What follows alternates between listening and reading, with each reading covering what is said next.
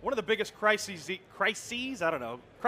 our industry right now is the recruiting, retention, and hiring challenge for the industry. It's a challenge facing all of B2B, but in skilled labor in particular. For every one person that's retiring, we're replacing it with 0.6 of a person, and we all know that it's very difficult for 0.6 of a person to actually do work. And to have that conversation today, I brought on one of my friends. By the way, we had to put you on the green screen to show the kicks. Jennifer Weaver. Yeah. Jennifer, Hi. Thank you, everybody. Great to be here. So Jennifer, the way that this works is I'm going to present a topic to you, you're going to have an opinion, and I'm going to play devil's advocate and advocate for the other side. So the first one that I'm going to ask is about apprenticeship in the AV industry. Do you think it's good, and should we use it? Yes, it is good, and we should use it. And the reason I think that is because there's so many kids out there today that, one, can't afford to go to college, might not have the means to go, and just need something to have somebody teach them and have them learn. And you don't need a college degree to do a lot of things within the industry. So give them somebody to work with and teach them how to build the rack and put cables in. Here's my counterpoint to that. Okay. I don't think it's bad. I think apprenticeship is great and very much has a place in the industry. But you're going to have people say, look, I can go learn anything I need to learn on YouTube for the most part. Would you not agree with that?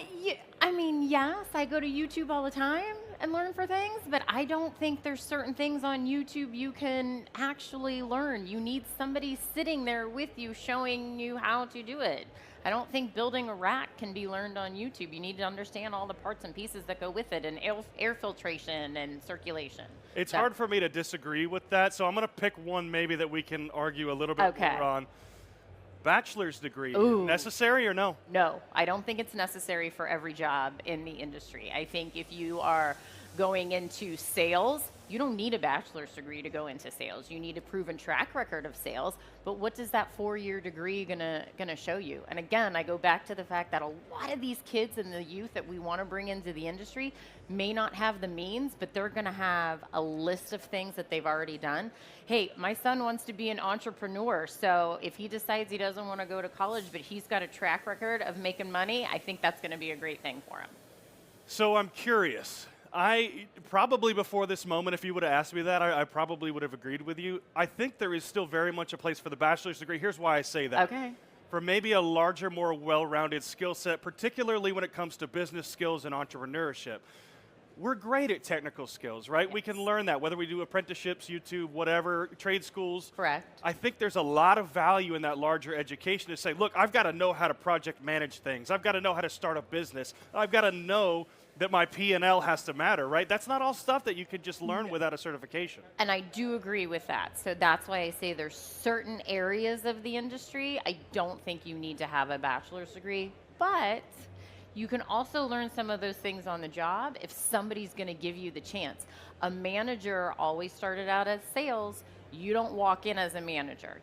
Somebody has to give you the opportunity to be the manager. So I still think some of those things they can learn on the job without having that degree. That's fair. Well, let's pick a hot topic issue. Okay.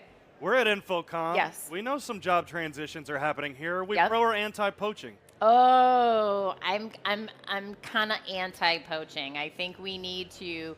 So many people out there are looking for jobs. If you scroll on LinkedIn, there's open to work everywhere. We know a lot of companies let people go before they come to InfoComm to save on some money and all of that, and then they rehire after. So get the person, the young person, that new person into the industry, train them to be who you want them to be for your company. Stop stealing all the great people. Oh. Train them up. Train them up. No, I got to disagree with you on this one. Okay. So look, I'm a hyper loyalist. I love the company I work Yes. for. Shout out Market Scale, by the way, and I plan to hopefully finish my career there. But what I will say, especially in our industry, there's not always that same level of loyalty on the employer side. Correct. So why would we give that level of loyalty if it's not reciprocal? It's hard for me to argue that point because I love the industry, I love the company that I work for. Right. But the reality is that, look, if it makes sense to change a job because you know that somebody may be going through some challenges or layoffs upcoming, maybe it makes sense to take that job. It does. It totally does. But a lot of times what you see is people are going to leave because somebody gave them more money. It's just like in sports now. Nobody's loyal anymore. Nobody stays. It's all about the money. So I get that it's all about the money, but we still need to train more great people in the industry. So all you see is people going from one to the other. Where's all the new people coming in? All I know is that the transfer portal is open in the AV industry Yes. for a lot of people right now, and didn't know that I'd be making an NIL analogy this morning when I woke up on the show. But I'll tell you what, Jennifer, thanks so much for coming on. Yeah, It's always thank great you. having you. Thank you. Thank you.